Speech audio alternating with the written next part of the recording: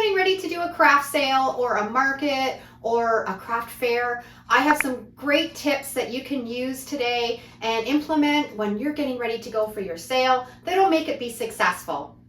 If you're new here, my name is Deidre from Our Upcycled Life, and I do lots of thrifting, upcycling, repurposing, and DIY content, and I am excited to share all my craft sale tips. The first thing is to find out where these sales are and if they're in your area. Do some research. Sometimes you can find them listed on Marketplace and they'll be advertising for vendors. Reach out, contact the people that are organizing them, and get signed up. Now, the second thing that you want to do is get ready for your booth. What I like to do is I like to prepare 3 or 4 months down the road, start making some stuff so you have enough to sell when you get to that point. Do some items up in bulk that you know are going to be your best sellers. And I also like to incorporate, when I'm building up my booth, things in different price ranges, from the lowest price to the highest price, and have a little bit of the higher priced ones, but really focus on anything that's under $20. I find when most people come to craft fairs, they always have $20 in their pocket that they're willing to spend.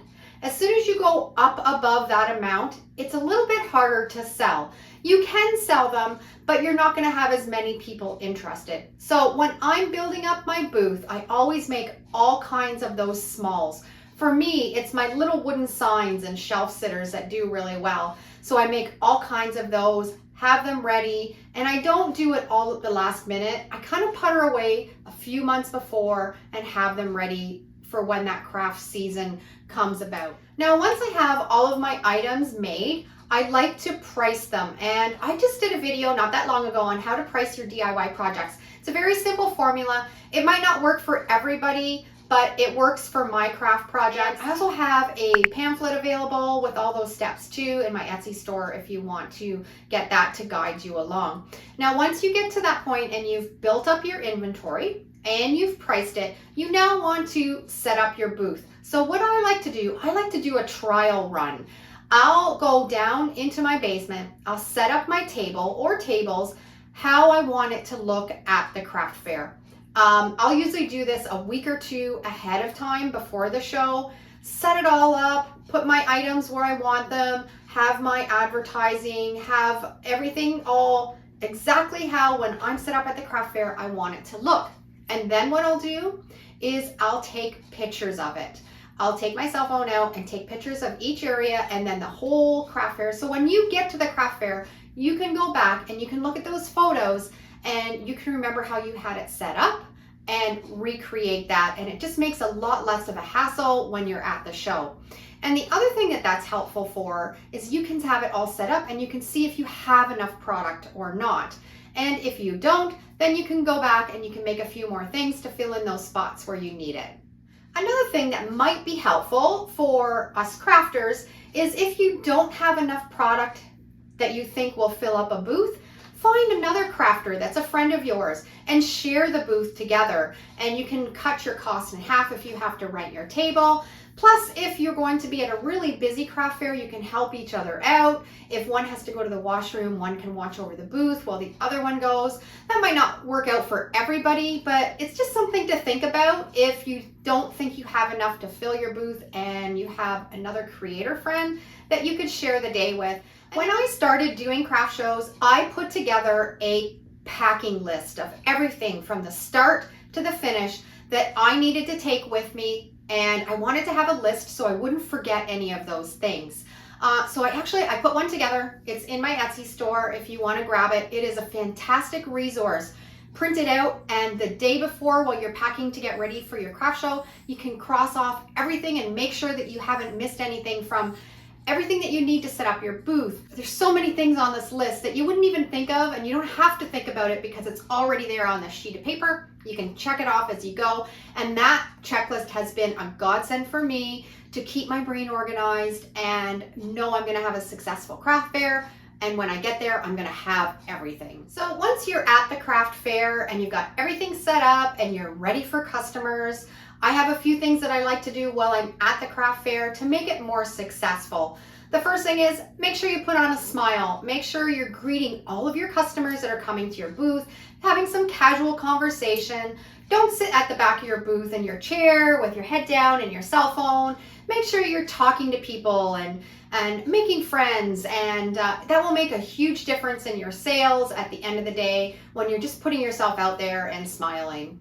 Another thing that I like to do is I always have some business cards made up, and I have them right at the front of my booth. So if somebody maybe doesn't want to buy a product of yours right at that point, you can offer them a business card with your social media platforms on them.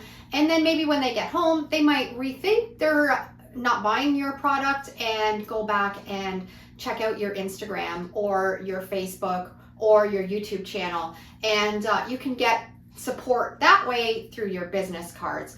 And you can actually go on to Canva and create your own business cards. You don't have to order them online. Canva's a really great program for graphic design, and they have templates there. So you can go in, design your own with a template that they already have, exchange your names and your telephone number and your social media platform links on that, print them out and have them ready at your craft sale.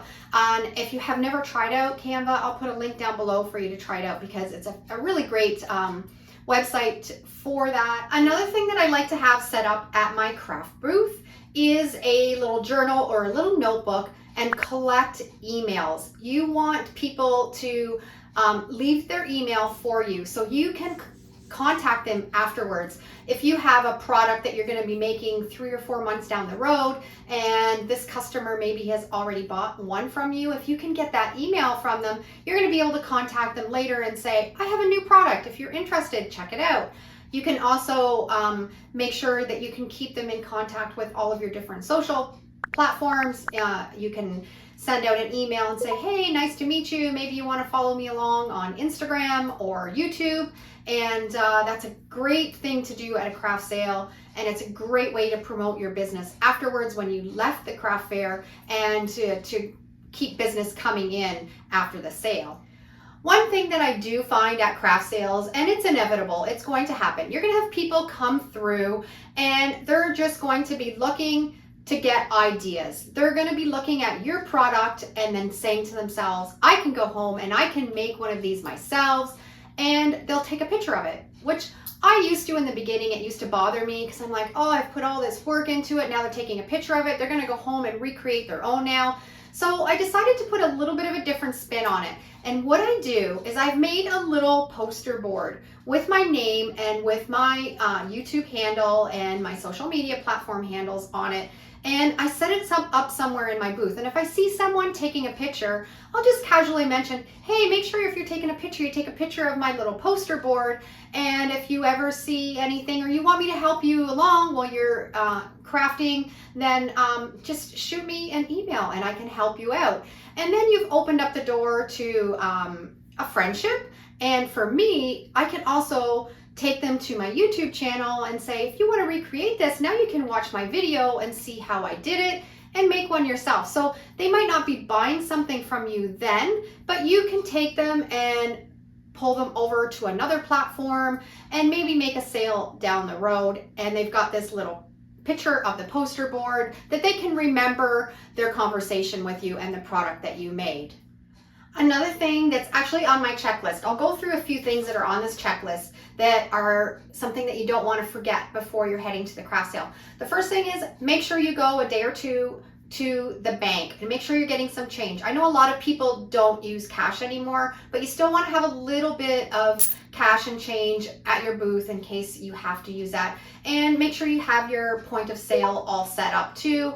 And that just makes your life a little bit easier. And also make sure if somebody wants a receipt that you have a little receipt book that you can write something up for them so they can take that along with them after they've purchased the product. And also have a form where you can take personal orders. Maybe you're selling something that you can personalize that you don't have ready at the actual craft fair, but somebody wants to order it. Make sure you have a form where they can fill that all out with their contact information, because that will just increase your sales and you'll be able to offer a personalized item, and you'll have everything written down for later and makes that job easier. And also make sure if you're doing a personalized item that you ask for a portion down. If I was doing anything personalized, I always asked for 50% down, and that way if anything ever happens and you've made the product and the sale doesn't go through, you haven't completely lost all of your money. Make sure you have all of your packing supplies. If you've sold an item, your bags, your tissue paper, your little stickers, make sure you have that all organized beforehand. And because it always looks really pretty if you've sold an item and you have a nice way for them to take it home. Make sure you take a cooler with your lunch in it, and maybe a thermos with coffee or tea, and some water. Make sure you have something nice put together, because you might be in a situation where you can't run to the canteen and grab something to eat, or you might not be able to leave the building because you have nobody else to watch your booth for you. So just make sure you've got a nice cooler full of goodies for you to keep you nourished throughout the day. One thing that I'd like to do is maybe the vendor that you have on either side of you, chat it up a little bit, make some friends, and then if you do need to have a little break to grab a drink or to go to the washroom, you can look after each other, and it just makes the day a little bit nicer.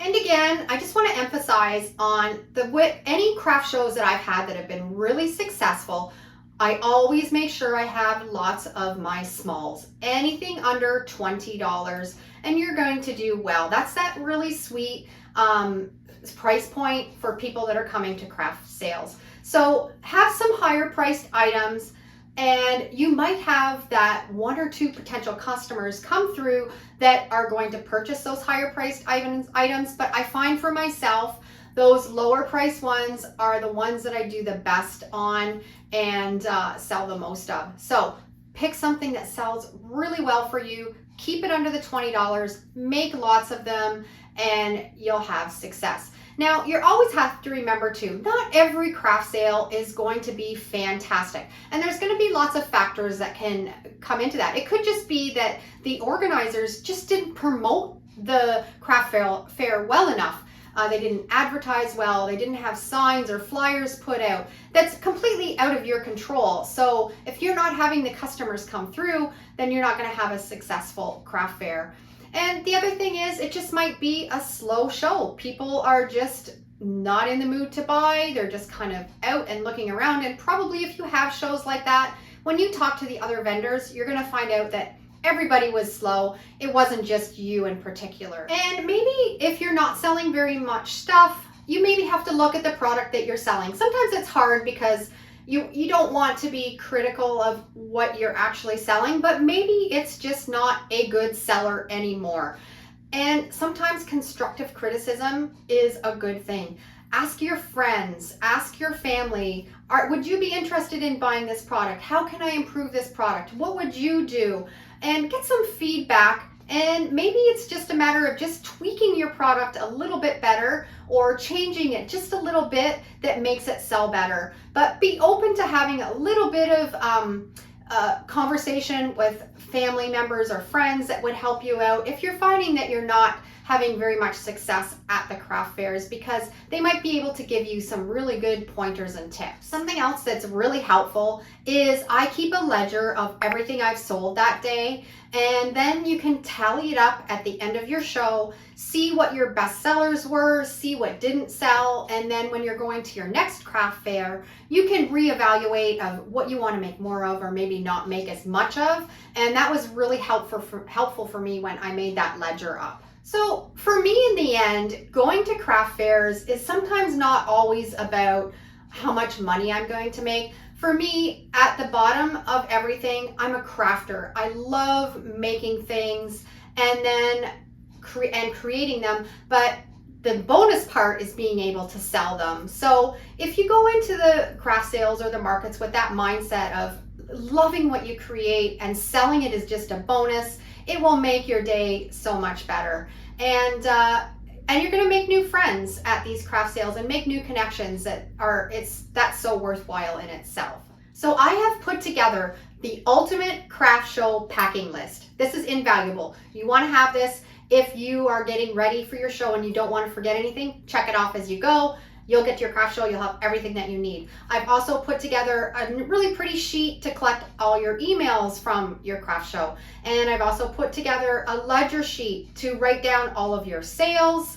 And I've also made up a little receipt if you've sold anything that you can use as a template and write down your sales on those and give them to your customers if they request them. So that will be available in my Etsy store as a little booklet all put together, and I hope it will be helpful for you. Thanks for watching. Hope this was helpful, and we'll see you in the next video. Take care. If you like this kind of content, make sure you like and subscribe. And if you love this video, I'm sure you'll love either of these next two.